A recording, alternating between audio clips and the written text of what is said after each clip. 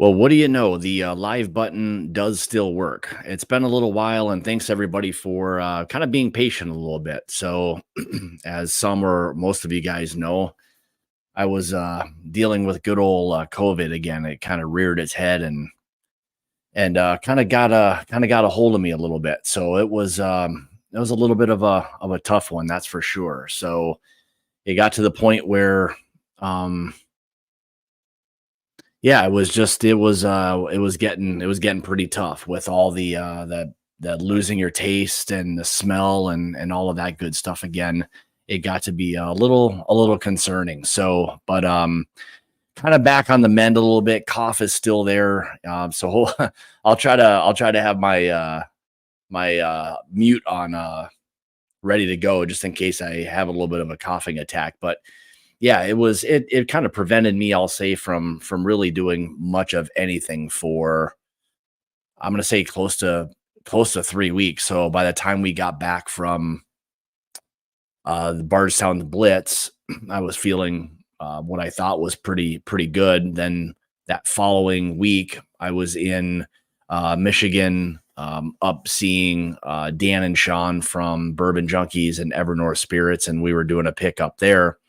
And really on my way back from there Friday morning, it made for a long, I'll say 6.5 or 7 hour drive. It got to be a little bit nasty kind of coming back, but was able to kind of get home. And really from there on, it was kind of downhill really until I'm gonna say like kind of over this past weekend was about the first time I started feeling um normal again. So it it feels good to be back. It was kind of a little weird getting back into kind of sipping some things because really for 2 or 3 weeks since I left Michigan, I hadn't had anything. I couldn't hardly taste anything, smelling stuff. And again, it was a little bit concerning because obviously it's what a lot of us do, and to drink and try to taste bourbon without being able to taste anything is, needless to say, pretty difficult. So I appreciate everybody. A lot of people reached out, so I appreciate that. Thanks very much for all of that. So, but we're kind of back at it, and we'll kind of slowly get back into things a little bit. Was able to kind of bank a few reviews that I still need to kind of edit, and a couple of them are on the table now that we'll kind of talk a little bit about tonight. And the idea I kind of was thinking about was this guy right here. So the old granddad, or OGD 16, has been kind of one of those bourbons that I don't know. I mean, it's really kind of touched a nerve, it seems like, with an awful lot of people. And the idea that I started thinking about was, these bourbons that we want to, for this. So like an actual bourbon. So, is this something that we will sip? Is it something that you will skip? Is it something that you'll buy? We have these categories of whiskeys that all kind of fall within those things. So that was kind of the idea, was to just kind of, get back into this thing a little bit slowly here tonight and go over a few of these things and just kind of get not only my perspective on some of these, but, to hear from you, and you guys can share with everybody as well. So that's the idea, is to just have a little bit of a conversation and kind of dissect some of these things and find out a little bit more, not only again for me, but for you, or from you, what makes these things, a nice little sipping bourbon. Are you skipping it altogether, or are you a buyer? So we'll kind of dive into that a little bit, and kind of go from there and see. But let me go back and just say hi to a few people in here. Joey B, thanks, bud. It was good to meet you at the Blitz. So I appreciate you um reaching out, and I appreciate you being there. Kitty, good to see you as always. Roy is now Roy R at home. So hey, man, hopefully everything is going well with you and the family and all of that. So I meant to kind of reach out to you, and then the old COVID bug got a hold of me a little bit. But there's my man, Sergey. Good to see you, buddy. I appreciate that. Um, yeah, the OGD 16. We'll kind of get into that, talk a little bit about that one, and kind of why it's kind of touched a little nerve for some people. But hey, Timmy, how's it going, bud? Good. Thanks for joining tonight. Steve, how's it going, buddy? New patron over the last, I'll say, month or so. Appreciate all the support. Hopefully, you're kind of digging what we're able to do. So we're trying to get a lot of things out there tonight. After this, I'll do a Patreon only live. We'll kind of share some of the upcoming releases. I'll do hopefully a couple tasting notes as well as I can do it tonight. So we'll kind of go over some of that stuff tonight. But appreciate it. Thanks for joining tonight. What else we got? JG, there's the ball buster himself. It was good to meet Jay and his wife Krista. It was nice. We got to meet whatever it was 3 weeks ago at the Bardstown Blitz, and good dude. And his wife was awesome. And yeah, it was cool to finally get to meet the man, the myth, the legend. So let's see. Oh yeah. Oh, I'll tell you what, man. It's just it's a little bit of a scary thing. You hope to God. I know there's a person I know who had COVID a couple years ago and has never regained a lot of the taste. Some smell, but not a lot of it. And it's a little concerning when you get some of that stuff. So, Benny, how's it going, buddy? It was good to see you last month as well. Jeffrey, how's it going, bud? Good to see you as well. Daniel, good to see you, buddy. Hopefully you're doing well. I'm doing as good as I possibly can be.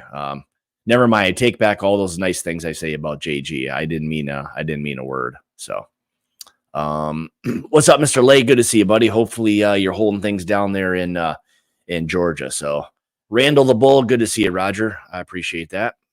Thanks for joining. What else we got? The Waxster, good to see you, buddy. It was good to see you, you and your wife, Dana, a couple.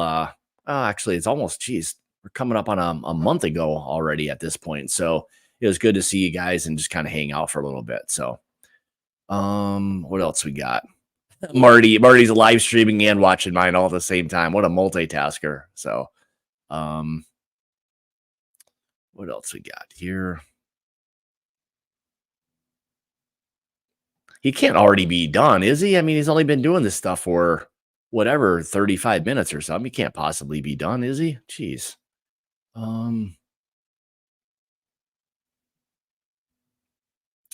there's the other. It's Scott Van Pelt. If anybody who was at the Blitz who got to meet Paulie, he is literally the doppelganger of Scott Van Pelt, the guy on ESPN. I'll tell you. So, yeah, thanks, bud. I appreciate that. So, and just for anybody who didn't know, who was at the Blitz and got a bag, the bottle openers that were in there were courtesy of Paul. So he did an awesome job with those. So thanks for hooking everybody up at the Blitz with those. So, what else we got here?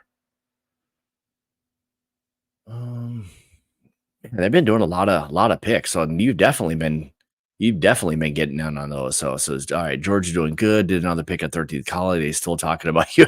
Yeah, we had a good time. There was a few of us that had maybe too good a time. So I won't mention any names, but I think everybody can kind of figure that out. So, what's up, Peter? Good to see you, buddy. And yes, in your response in Marty's chat, yeah, Tool will be back, and I don't know if I'm excited or scared for the guy, to be honest. I mean, I want them to play well, but that poor guy, I'm afraid every time he gets tackled now, his brain's gonna get even more scrambled than it already is. So I don't know, but couldn't agree more, Benny. We'll see how hopefully this coming Sunday goes for him, but who knows? All right, guys. So again, thanks so much for kind of just everything. I appreciate all the support, people reaching out, and just in general, it's a pretty humbling thing doing some of the stuff that we do, and to get all the support and finally meet some people and do all of that. That's the really kind of fun thing for me. So I appreciate everybody's support, not only with the channel, but through Patreon and part of the club and Mash and Journey Whiskey Club. It's a pretty darn good thing as far as I'm concerned. So anyway, all right. So here's what we're going to do. Let's start with this one. It seems like with the OGD 16 that It's I want. I gotta like somehow like I should just block this guy for like 50 minutes of the live stream if I could, but he's distracting me. He's distracting me. But anyway, OGD 16, when we were at the Bardstown Blitz, there was kind of I'll say a pretty good run on the OGD 16 because they were releasing it at the distillery. I think it was maybe, I don't know if it was Friday morning. No, it wasn't Friday morning. It was either must have been Saturday morning. I'm guessing one of those two, Friday or Saturday morning, one of the two. And a lot of people saw a lot of people who were at the event at Jim Beam in the morning, kind of early afternoon, whatever it may be, and everybody was getting them. And so if you're unfamiliar with what this is, again, it's the OGD mash bill just at 16 years. So obviously we know if it's 16 years old, age stated, we know that's going to be the minimum age of that blend. So there could be some older stuff in there. I doubt there's much older stuff, but you know, there still could be. So and again, this is going to be, it was being just released there, but from what I've heard, and you guys can correct me if I'm wrong, but it sounds as though this is going to be a pretty good like release as far as distribution. And I only say that because there was a local liquor store not far from me that was posting that they had it. Now they do get a lot of other things and maybe ahead of others, but they had it. So obviously it's getting out. So they've produced an awful lot of that. So the other caveat to this was it was $200 at the distillery, 100 proof, old granddad. So, you know, that in itself, excuse me, was kind of a tough pill to swallow. But the issue really was, you know, I wanted to try an old granddad, you know, mash bill recipe, whatever you want to call it, at 16 years old, even at 100 proof. I was semi okay paying the price at the time. So I think, you know, myself, a lot of people, I saw a lot of people buying these things, and I've heard and seen through some of the other guys who've done some reviews and just kind of chatting with other people that they've been a little bit kind of disappointed in this. And here's what I'll say. My gut reaction, or my initial thought, is the fact that people were disappointed or underwhelmed by it because of two things. And one obviously being the price, and the second one probably being the proof at 100. So those two again are two huge factors in why we don't buy whiskeys. So I guess my question for you guys would be, you know, for something like this at $200, 100 proof, for anybody who has had it, and I'll say for even those who haven't had it, you know, for those who haven't, what's the deal breaker for you on that? And for those who have, you know, I guess the question would be, what is it for you that either makes this thing, I'll say individually, a nice sipping bourbon? Is it just a flat out skip or pass, or is it a buy? Are you looking forward to it, or do you regret buying it for $200? So that's a little bit of the kind of my question. And as you guys are kind of putting it in the chat, I'll kind of give you my 2 cents. Good to see you, Brian. Good to see you, brother. So what's up, Corn and Whiskey? Good to see you. Yes, Haktua. So here is, I guess, my assessment. I guess I'll say this. I think at the end of the day, it's a really nice sipping 100 proof bourbon. I think, again, honestly, or in my opinion, people want to, I guess, say more bad things about it because it's $200 and it's 100 proof. So again, that is great, but you know, we don't get to have very often, older bourbons, especially that are released now. Now, when you get into 16 years, you know, there's not a lot of that. I know it's proof down to 100 proof, but at the time I was kind of okay. I thought going into it that maybe it'd be around 150 or so. Then when I got there and it was $200, like, there's a little bit of a premium on it. I wish I had a little more proof. But anyway, I guess again, my take on it was I thought it was still a nice sipping bourbon. I don't think it's bad. I really enjoy its profile. To me, it's a different profile. It's not that really kind of nutty forward type of beam. I think that 16-year stuff for this, especially proof down to 100, is allowing for it to kind of come through a little bit sweeter, less oaky. There is that oak that's there, but it's kind of more of a dusty style oak than anything. So that was kind of my 2 cents. I think for what it is, I think it's a nice little bourbon. The issue I think people are going to have is going to be obviously the price. There are going to be a lot of people who are unwilling to spend $200 on 100 proof bourbon, and I get that. I fully get that, and the reasoning why. There's lots of other great bottles that are out there for significantly less. My argument was you're not going to find a lot of 16-year-old bourbons, even proof down to 100, that are out there on the market. So, maybe there's some floating around. I don't know what they would be and where you're going to get them, but I figured for me at the time it was worth taking a shot. Even at $200, I wanted to try it. And overall, I mean, I think it's a unique enough 100 proof bourbon that I was kind of okay paying the money. I didn't really want to. And again, I understand, like, you guys will buy bourbons slightly different than I will. Again, I'm factoring in review and then sitting down and enjoying it or sharing it with people. So that's the thing. The sharing of this one is interesting. I let somebody else try it the other day. They had no idea what it was. They enjoyed it.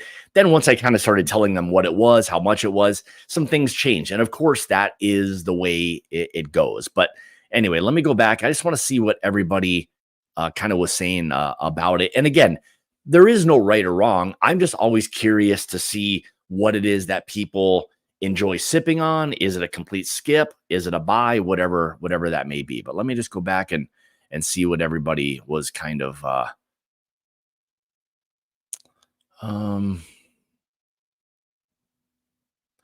stopping it for a sip. Stopping in for cheers, Mike. Sorry about that. Yeah, so it says cost more than the KC18, which kind of does not make sense. Yeah, I kind of agreed with that. That was one interesting thing. And I don't know if they're playing a little bit more on the marketing side of things, Peter, or what. But so Top Dog said, I'm very interested in it, but I think I want to try it first. And again, I agree with you on that. So all right. So Jeffrey says, I'm not a big fan of the Jim Beam. Is that maybe just in general? Because like right now I'm just sitting here and this thing is like kind of really opened up. It's a citrus bomb as far as I'm concerned. It's a lot of orange on that, but I like getting some of that orange or citrus on bourbon. So, all right. James says 200 for that or 200 for a Kelvin 60. That's a difference for me. So I get that. And again, this is where the comparison, and when you're spending your money, again, you spend it however you want. I looked at it a little bit different. Again, I look at it from a review standpoint as well, and wanting to try things. And again, I was willing to pay the premium for it. But again, I completely understand that. So yep, too much. I get it. Pass on the OGD for that price and proof. Here's what I will also say. In my opinion, a lot of people get really overly fixated on proof. And it's one thing that kind of drives me a little bit crazy. Oftentimes I don't really care for super high proof bourbons. When you start getting into that, honestly, 120 25 and above, depending on what it is, you start to kind of lose the bourbon to the alcohol in my opinion. That's me. But I get it. I still think there can be an awful lot of really great sipping bourbons at 100 proof, 105 proof, all of those things. Because it's weird because people will say, "Oh, I love Weller 107. It's 7 proof points higher than obviously something like this." But it gets kind of blown out of proportion as though 107 is now like 115 or 120. And sometimes I get a little bit confused by how people interpret proof or why or what it is that they want in the proof. And I mean, I think I know, but sometimes, that's why doing barrel picks, I honestly don't care at all what the proof is. I just want something that's going to be a great bourbon for either myself or the people that we're doing the picks for. And that's kind of how I look at it. I mean, to be honest, I've had a lot of really good 100 proof bourbons that are significantly better than something that's 110, 115, 120. So, it's not always about proof in my mind, but that's just my slight proof rant a little bit. So, what else we got here? So, all right. So Steve says, I have zero interest. Way too many stellar bottles for less. I agree with that 100%. There's nothing that I would disagree with that statement, one bit. So Richie says, Scott, I'd buy it at retail, but just haven't seen it yet. So, and again, I mean, this is all preference and what we're willing to spend our money on and why. It's just an interesting debate and kind of conversation. And I was like interested to hear what people say and why it is they buy certain things. So, all right, Roger, what do you got? So I passed after a friend shared a pour, too many other releases coming out and decided to budget. Yeah, cool. I have no argument with that at all. So Jeff said, welcome back, Scott, at $200. I passed it at OG 16. And it was not a tough call. So I guess my argument there would be, or my question, not argument, but were you passing on the OGD at $200 just because? Had you tried it? I'm just curious because, I know like we try to do these reviews and give like as much honest feedback. And again, I say like whatever you guys and ladies want to spend your money on is fine. I mean, I don't, it's not my money. You spend it on what you want. I just always appreciate the perspective of whatever people are kind of, saying whatever you want to do. So I have no issue with that whatsoever. So, all right. So here we go. When there is that age statement, I don't like it. If it's proof down, I take it. It takes away from what makes aged products so enjoyable. So I get that. And oftentimes, and Dano, I guess I'll play kind of devil's advocate. I mean, I've had some high proof bourbons that we've added a fair amount of water to that gets proof down.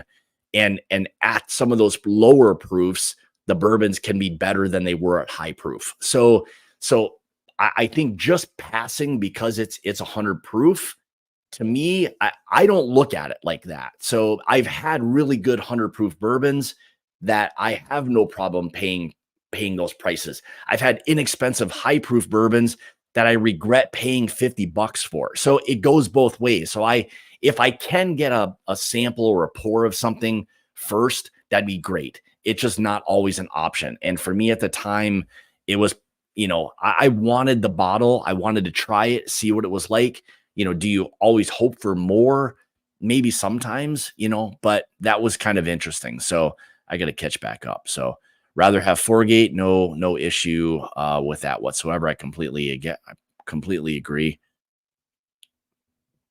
Yeah. So I know like John says, him and Renee enjoy that dusty oak profile. To me, it has that. It has that slightly different, more unique Jim Beam. I know some people have tried comparing this thing to the OGD 114, but I don't know. To me, it doesn't compare even at all. Like the OGD 114, as good as that is at $22 or whatever it is, to me, that profile it isn't better than this. And that's 14 proof points higher. It's younger by far. I like what this profile has on it. Again, it's 100 and let's just say $175 more. I get that. That's the argument. But I've seen people compare and say, that the OGD 114 is significantly better. Again, I know that's subjective, but I would disagree from my personal opinion. So, you know what? Let me take a little sample here and just see. It's a lot of that orangesicle vanilla cream. Like, I love the nose. It's got that slightly old kind of dusty oak on it. Pretty nice spice, to be honest.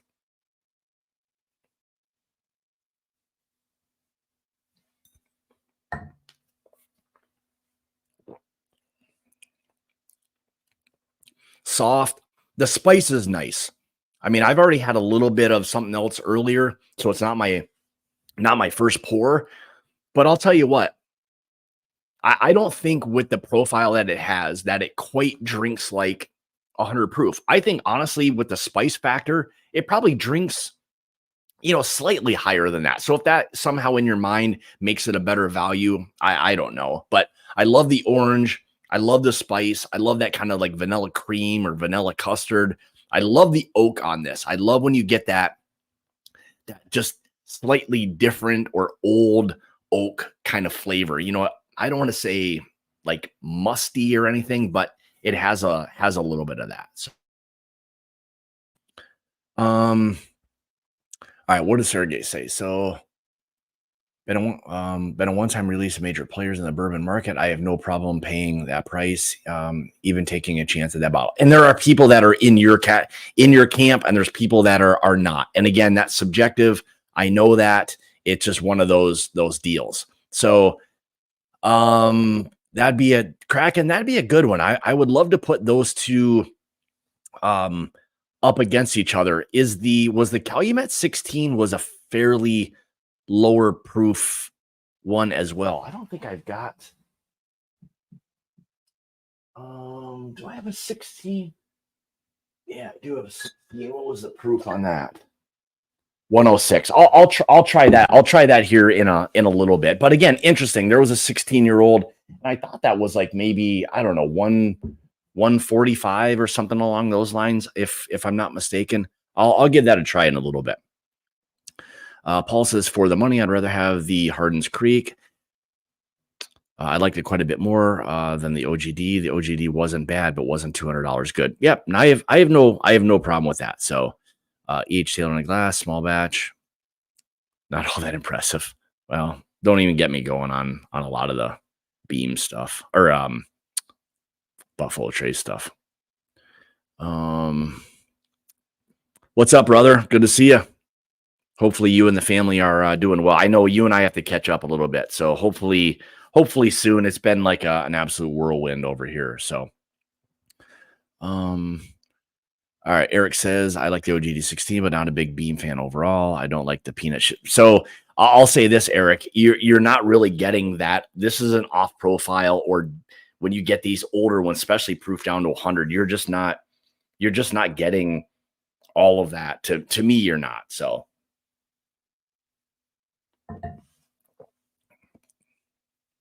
Yeah, I mean, I like the cool oak that it has on it. So, thanks, TK, appreciate it.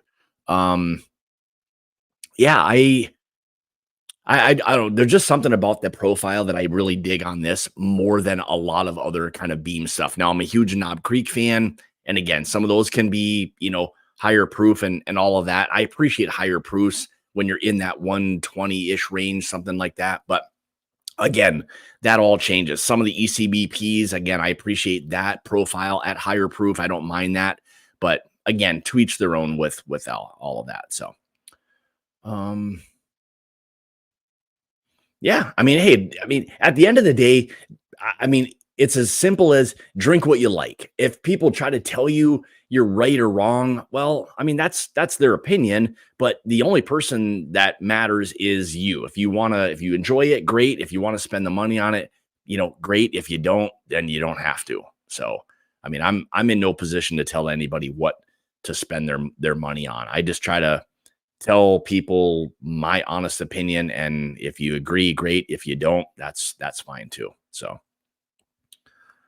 what else we got? I got to catch back up, you guys. And that's another point. Oftentimes for me, like I'll say nightly. I mean, I don't drink every single night, but there's every night or when I'm going to something, I don't always want high proof either. So this fits in that wheelhouse of something I can go to that's a decent proof that has, to me, still quite a bit of flavor, that's not going to blow you away with proof, but still has something different and unique. And that's why I also kind of tend to appreciate some 100 proofers are in that kind of proof range as well. So what else am I missing here? We'll move on to another one. So, and this will be more of a, yeah, you know what, Richie? I mean, I think there is still a finish. Is it super long? No, it's not super long, but I mean, I think it's at least all of medium. But again, that lingering kind of dusty oak is there with that kind of citrus and vanilla, which makes it kind of nice for me. So, all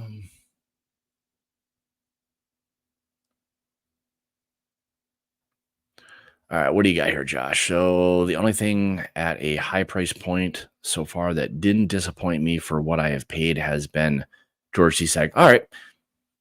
Again, I mean, that's an interesting point. I mean, I think, in my opinion, a lot of people like think they want to really enjoy like super high proof bourbons like all the time. I don't know if that's the case or not. I mean, I don't. I just don't want to drink high proof bourbon all the time. There are places and times to do that for sure. I just don't want to do it all the time. So, Big Vic in the house. Good to see you, brother. All right, let me move on and let's see, what do we have next? So, all right, let's do this. So, since we're on the OGD 16, let's kind of mix in. We'll do two more, and I actually one other thing. So, I just kind of did a review not long ago before I kind of got sick on this guy. And I'll tell you what some of the Seelbach Private Reserve bottles can be super cool. I don't know if you guys buy many of these or have tried many of them, but I think it's cool in terms of what Blake and his team do with finding some of these barrels from wherever they're getting. Like this 10-year-old was I'll say like a private mash bill that was done for somebody else that ultimately, never got to somebody that they ended up buying and bottling themselves. And I think it's fantastic. And I like what it is they're doing. And I thought that was kind of a cool video, was to maybe get outside the box a little bit, try some slightly different things, stuff like this. And anyway, so I'll be releasing that video before too much longer. So good to see you, Stacy, and sorry to hear about the puppy. I know all too well what that feels like and what that does to you. So my heart goes out to you and your husband for that. So all right. So anyway, I would love it. I don't know if a lot of people buy or get some of the Seelbach stuff, but it can be very cool in terms of what they're doing. And it was a fun video to do a little bit. So, all right. So here was the other one that I was kind of going back and forth. And this will be, again, kind of touching a little bit on the OGD 16 is Booker's The Reserves 2024. This was about $130. So here we go with some of the value of bourbon. So 8 different. So let me try to remember off the top of my head. It was, I believe, 8 different rick houses and 8 different ages from each one of those ricks. So they blended, I think, anywhere from, what do they have the minimum on here? 8 years, 2 months, 12 days. And I think the other one was like 14 years and 6 months and a few days or something along those lines. But this is another issue at $130, what is this? 125.9 proof.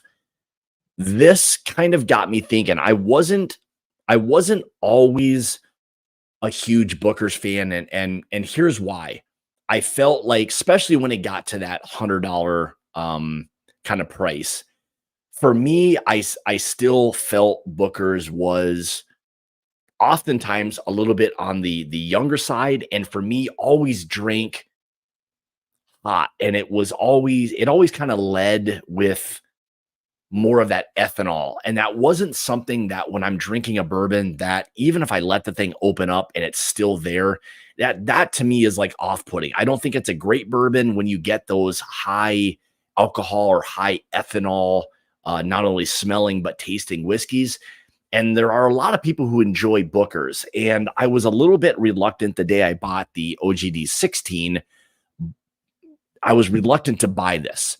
Well, I've got this one I've got to do. I've done the review, but I haven't edited or anything like that yet. And I was a little bit kind of scared because I'm like, man, here we go again with the Bookers. But again, the one thing that made this different for me was all of the different ages and different rick houses that were being blended into this. And I think what it is that Freddie Noah is doing there, with obviously the little book and all that, have really been pretty darn good. I like what it is he's kind of doing with Beam. So, I figured let me take a shot at the reserves, and I think this is going to be a one time a year release. But I'll tell you what, I was, for me, thoroughly impressed. I liked the profile that this had. I thought it was easy sipping at 125.9. I think it had some of the best flavors that I've ever tasted in a Booker's. And when I say that, I really mean how cohesive it all was. So the youngest, whatever it was, 8 years and 2 months and upwards of 14 years, I think all of those blended really well. Again, it gave a little bit of an off-profile-ish kind of Booker's. And again, I think it was a different Booker's because of all of the ages that are in there that are blended, where oftentimes some of the other Bookers are just kind of younger and hotter. So what this provided, and I'd love to hear your thoughts if you guys have tried the 24 reserves from the Booker's lineup, what you ultimately thought.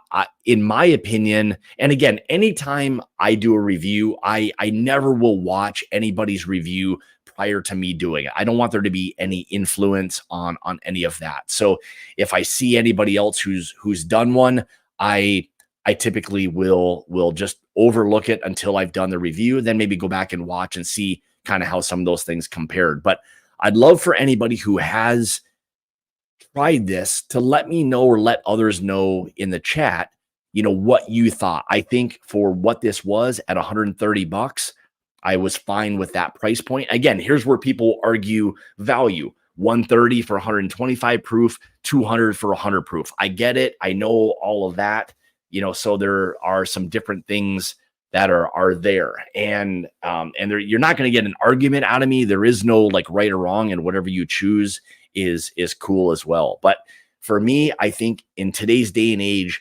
value-wise, for all of the ages that are blended in different rick houses that we're kind of experiencing, I think it's a cool bourbon. And I don't know, for me, it really kind of hit a lot of the marks of what I enjoy with a lot of the bourbons. And the cool part I thought about the reserves was right away, I got like a lot of that kind of peanut butter pie without there being like there was the sweetness, but it wasn't like much or any of that kind of like raw or drying peanut shell. That's not something I typically enjoy from Beam either. So that was, again, one of the things that I was a little reluctant to want to buy this because of that. But it's, for me, I think the profile on that became, again, a little bit more of an off-profile type of thing, maybe closer to like a Knob Creek than anything. But I loved the kind of peanut butter pie, the kind of brown sugars, molasses. And oftentimes when I get like that heavy, like brown sugar or molasses, it also will give me this like slight rum feel. And I picked that up a little bit in that, but overall the balance of it, I thought it was a tremendous bourbon, and was maybe being, I guess I'll say, underrated in my opinion. I saw a few people that were kind of on the fence. To me, I kind of went the opposite direction. I thought when you really sat down with this bourbon, that it was a really nice, well balanced, well constructed bourbon. And I don't know, maybe others didn't have enough airtime, whatever it was, I don't know, but I think it really, for me, hit a lot of the marks. So what do you got here? So I think Jason summed it up better. 130 for the reserve versus 100 for the regular bookers. Yeah, and again, I mean, I think for what this was, I mean, this was, I mean, I think it's a tremendous value. I saw, he was a little bit on the fence with it. I thought it was a better bourbon than maybe he was even saying, and I don't know if he would change his mind or go back maybe after it opens up a little bit or what. But I really think this Booker's is one of the better Bookers that are out there. If you just want straight up like heat and to be blown away, and that's what you like in Booker's, cool. That's not what I enjoy with really any bourbon. I love the richness, complexity, how kind of cohesive all of these blends were to kind of create something that to me had a really fantastic flavor and flavor profile. And for me, it was hands down one of the, if not the best, one of the better Bookers that I've had. So, but I'll be releasing that video. So hopefully I didn't deter anybody from watching the video, but it was a fun bourbon to kind of sit down with a little bit and just kind of take some time with it. So it was kind of a cool thing. So, but yeah, I'd be interested to know if anybody who's had it, what they thought. Thanks, Josh. Appreciate that. What's up, Mr. Henson? Good to see you, bud. Yeah. So anyway, that was kind of my take on that, but let me do this. Let me just go back real quick, and then we'll move on to one of the other ones that always kind of gets people fired up about things. But this is just a quick little taste of the Calumet 16 at, I think, what's mine, 106 proof. Yeah, 106 proof versus the Beam at 100 proof. Let me see what we're getting.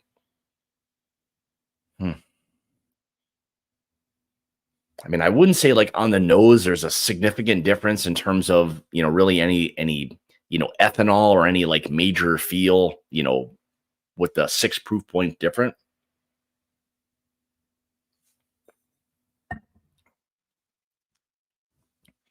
Little spicier. But to be honest, man,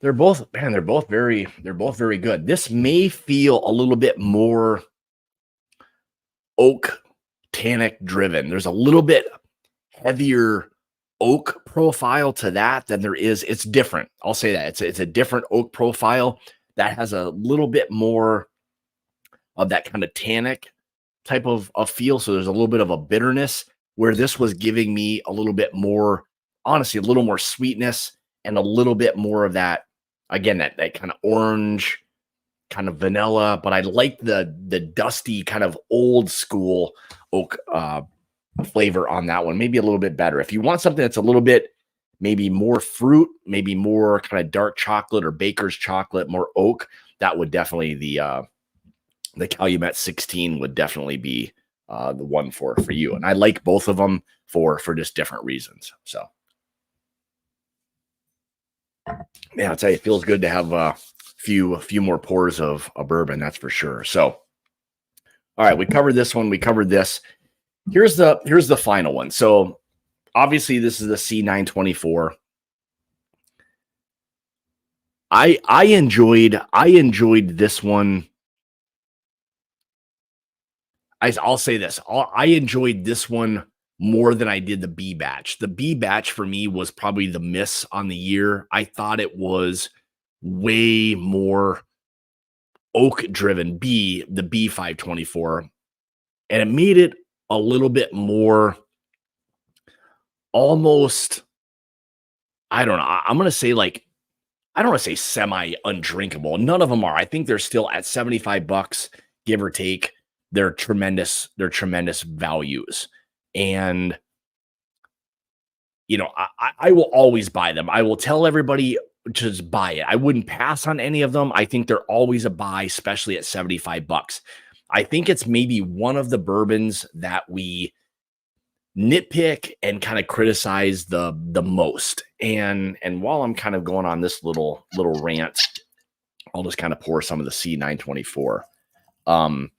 But again, for me, it's a profile that I typically enjoy. I like them for kind of their different profiles.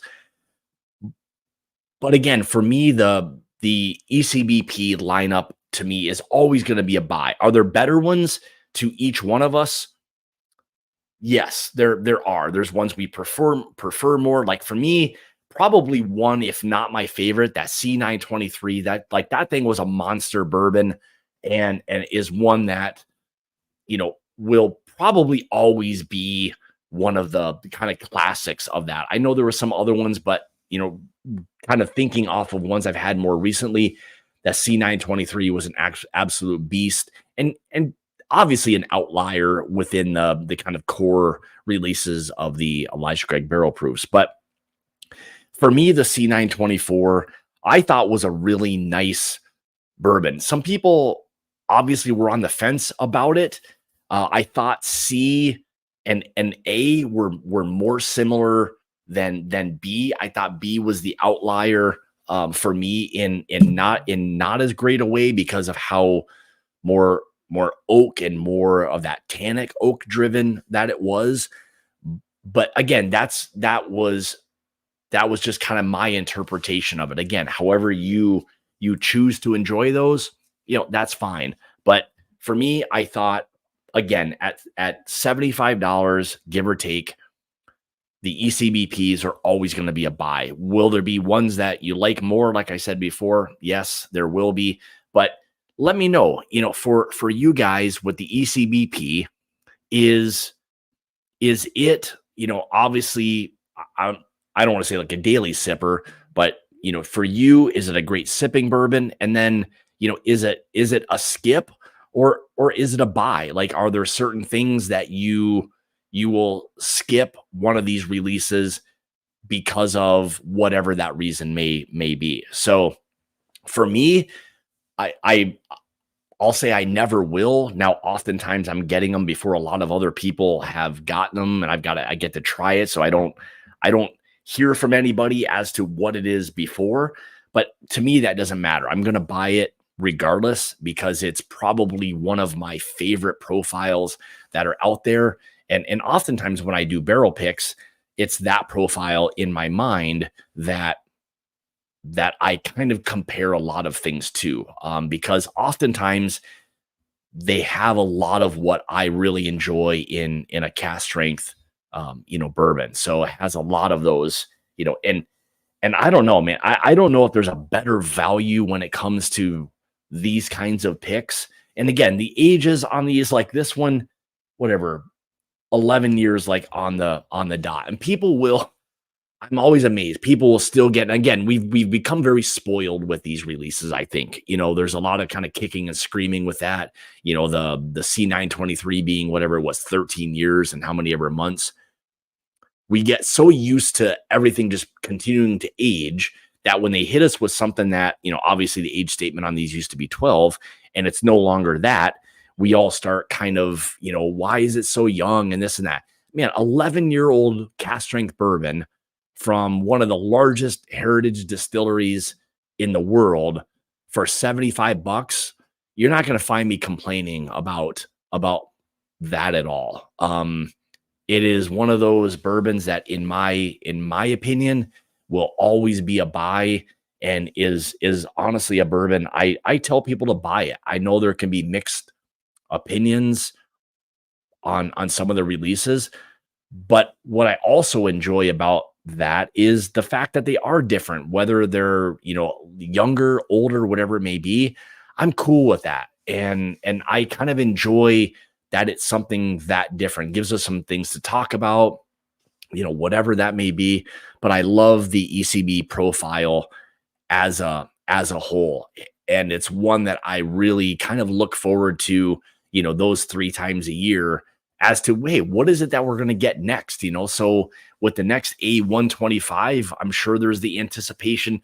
As soon as you take a sip of 924, we all want to know what A125 is going to taste like. So that's the cool thing with me. The cool thing with the ECBPs is that it gives us some other things to kind of talk about and all of that. So for me, it will always be a buy. Did I enjoy the C924? I did. I think it's a very well constructed bourbon. Even I hate to even say even at 11 years old, but at 11 years old, I still think it's a really fantastic bourbon, and it's just a great bourbon in my opinion. I'm saying that as a whole, not necessarily this. Great is probably a bit of an exaggeration, but again, I still think it's very, very good and worthy of being a great sipping ECBP. So, all right, what do we got here? So, all right, what do you got here, Todd? So, also upcoming ECB pick coming from. Oh yeah, so I'll get into that after. I'll get into that on the live stream and stuff after the Patreon only one. But that one's going to be coming before too much longer. I did get a chance to try a sample, but yeah, you know all too well with that one.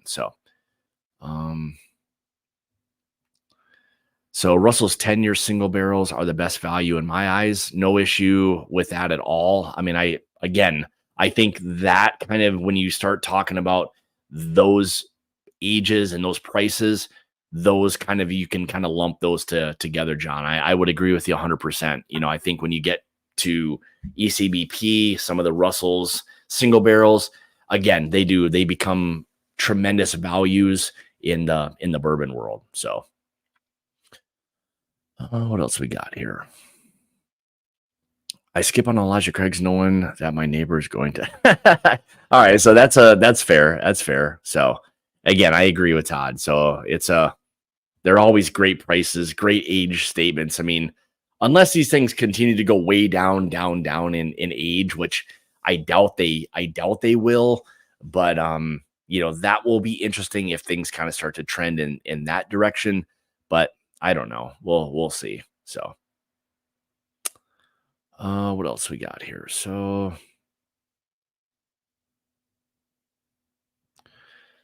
I passed on this year's ECBPs after the reviews. M&J pick. Okay, yeah.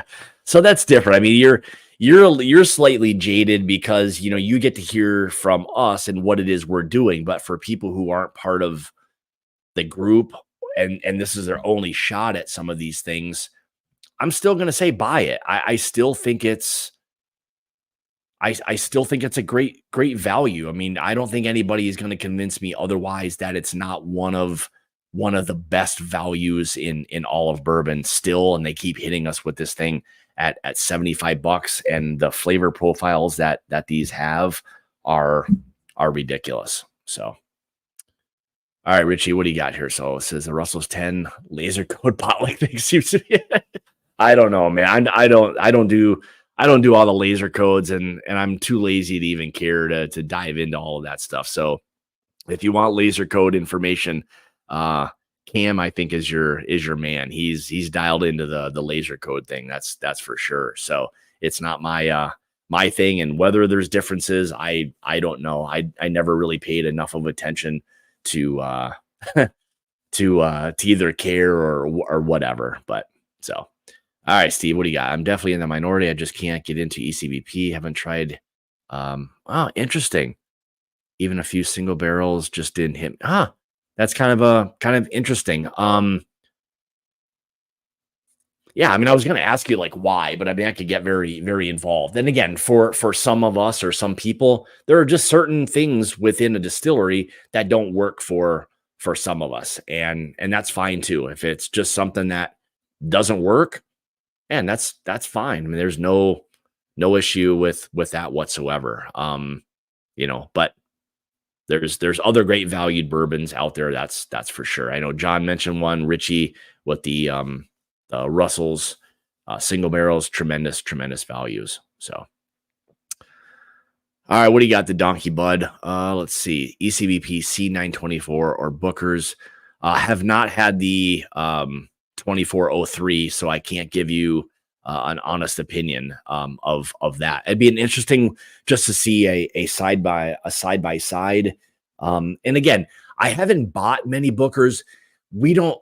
Here's one thing I'll say in my area: so many older Bookers sit on the shelves that a lot of these places don't even bring in the newer ones. So I'd almost have to go other places to find a lot of the Bookers. But yeah, I can't even give you my honest opinion of which one I prefer more because I haven't had the 2403. So sorry about that.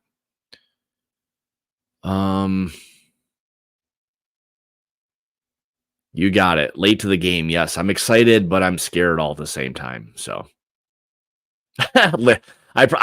hey, in fairness, I think we all need larger laser code numbers. Like you can't even read those things. You need like magnifying glasses to even see those things. So I don't know, but 130.6 proof on the Bookers. Yeah, you know what? What would be interesting to me would be to see what's the age. What is the age on the 2403? I'm just curious to see what the age is on that. I don't know if that drinks. Are the newer ones starting to get up into that like 8-ish years? Or are they still in the 7? I remember. I mean, I've got some downstairs from like 2016 that were like, I don't know, 6.5 years old, and I don't know. I should probably go back to it and just see what that profile is even like. But I've got some old ones downstairs. So, yeah, that was kind of what I remembered, Richie, was a lot of the Bookers had that either like late 6-year-old stuff or maybe some of the early to mid 7.5-year stuff. All right, so let's see, what do we got here? So youngest 7 years, 8 months. Yeah, it'd be interesting just to try that next to this and do it blind. Just to see what the newest Bookers would compare to the reserves, just to see the difference in not only the texture of the whiskey at that age, but the kind of balance, richness, complexity, all of those things, just to see kind of how those two Bookers would kind of rank. So,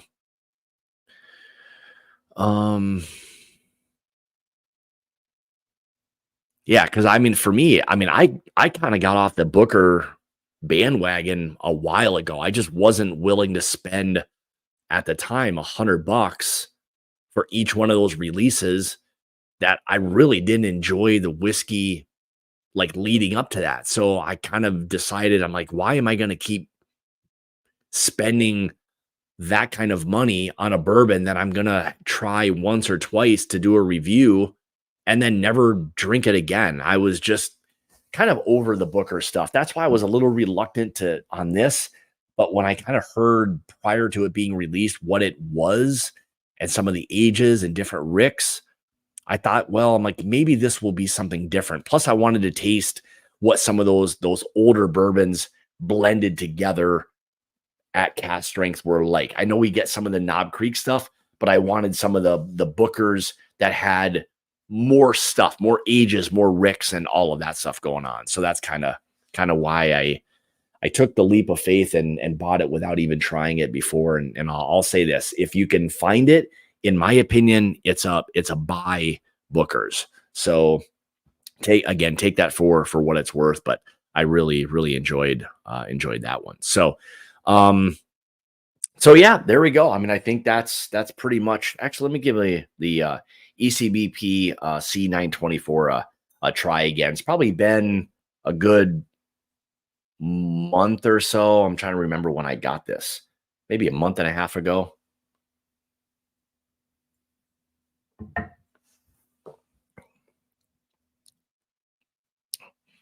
Man, I just think it's I think it's a really good.